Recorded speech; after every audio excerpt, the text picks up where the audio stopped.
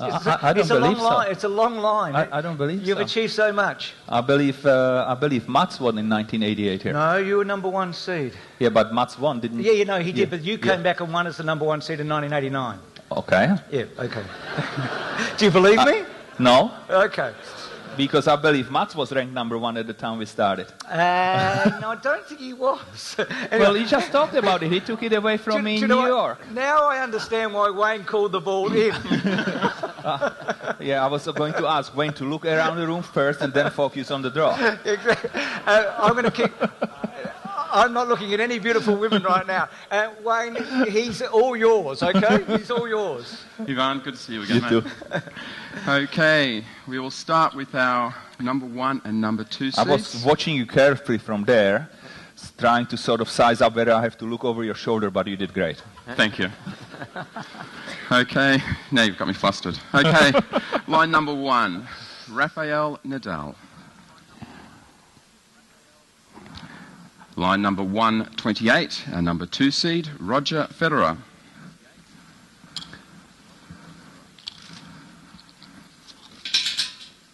First one drawn goes onto line 33. Seed 4. Seed 4, Robin Soderling. Onto line 33. Onto line 96. Seed number 3, Novak Djokovic. Djokovic and Soderling, they're three I'll pick out, are getting closer or not? I think so. I think what's happening in men's tennis right now that Rafa has improved periodically, and that's why he's number one at the moment. Roger has started playing a bit better towards the second half of the season, and I think Soderling, Murray and Djokovic have been improving, trying to close the gap. I think it's a fascinating time in men's tennis right now because of that. He said this is his once-in-a-lifetime opportunity to win 4 consecutive Grand Slams. It's an amazing moment in sport, isn't it? The start, we're on the precipice of something that hasn't been achieved since 1969 in men's tennis.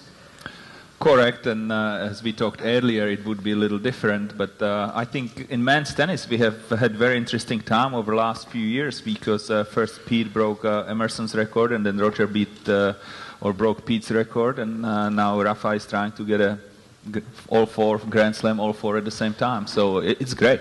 Nadal... He would get Soderling in the quarters. Yeah. Nadal in the semis, it's like. And the winner Nadal in the semis. And Nadal in the semis. And he had him in the quarters last year, but didn't he? you got other players there, obviously Baghdadis, who has a very good record over here. What's his injury status, Baghdadis? He's healthy, he's been practicing, and we actually didn't mention that earlier about Ana Ivanovic as well, too. There has been reports that both have not been healthy, but they've both been practicing and will be ready to play. So Marcus is over. Song has got a great record here. He's been a finalist, a semi-finalist as well. Correct. So this is a very strong. Then you have Gulbis, semi-finalist, who is a very, very dangerous player.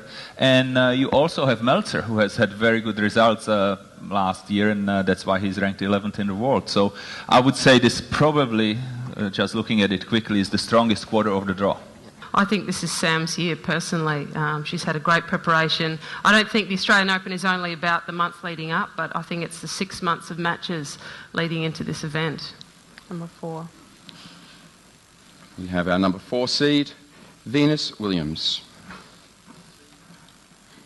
Onto line 96, we have our number 3 seed, Kim Clijsters. Seeds 5 to 8. First drawn goes on to line 32. 6. Seed number 6, Francesca Schiavone. Or who she's against, so she's got a seed. Here I am, Bruce, right here. 83. Alicia, what's your head-to-head with Roberta Vinci? Do you know off the top? Well, I don't believe we've only faced each other in doubles to this point, but she's a handy player. She uses her slice a lot. That's one of her weapons. Not a particularly strong serve, so that's something that I'll need to capitalise on, as I did in the doubles. But definitely aggressive play will make for a good match there. I think... sorry, Bruce? No, yeah. Right. You've got and then maybe Petrova after that. And just Petrova played Clijsters last year in the round of 32 and beat Kim with a remarkable scoreline. I think it was 6-love, 6-1, a bit like that game yesterday in Hobart. But it was about that, wasn't it?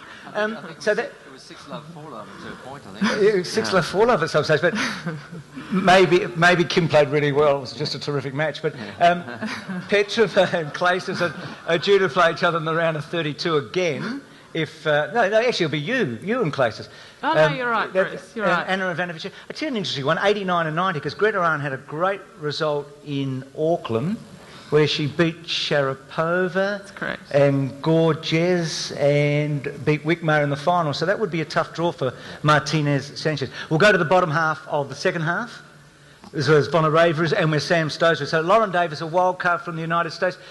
Craig, how did the Americans, as Ryan Harrison and Lauren Davis, did they have a playoff or they just picked their young guns? No, they had a playoff. Okay. And they hosted in Atlanta, Georgia. And similar to what we've done in the last 2 years, they had a 16-player playoff. And Lauren won that and Ryan won the men's. And we've just had the official draw. How do you like the way the chips have fallen this year? Well, you know what? It's the year of many stories. You've got the potential Rafa Slam. He's in a half of the draw, which has generally the kinds of players that have like games, and unlike Roger Federer, is in the other half of the draw, who has players that have like games with him, big serves and that. So, on the men's side, I don't think I've seen a draw where there's as many tough first and second round matchups ever before.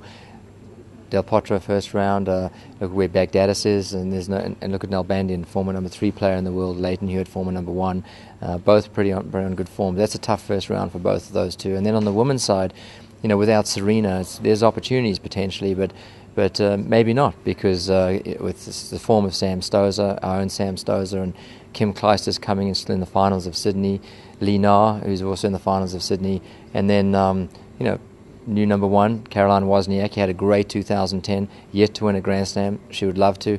I spent about 45 minutes to an hour with her yesterday chatting about some things, and it was interesting talking to her about her preparation coming in. I think she feels like she's playing well. She's changed rackets, and she's looking forward to a good year. And Dinara Safina is playing Kim Clijsters in the first round. Forgot about that. You know, former number 1 Dinara Safina, Kim Clijsters as well.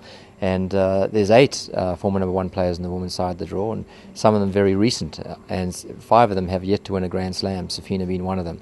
So I think Dinara's looking at that and saying, oh geez, that would be really hard, and so is Clijsters looking at that. So, you know, what it does for us in scheduling, the first 2-3 days, it's a dream opportunity for us to put some fantastic matches on courts where fans can really get to watch some unbelievable tennis before we get towards the end of the second week.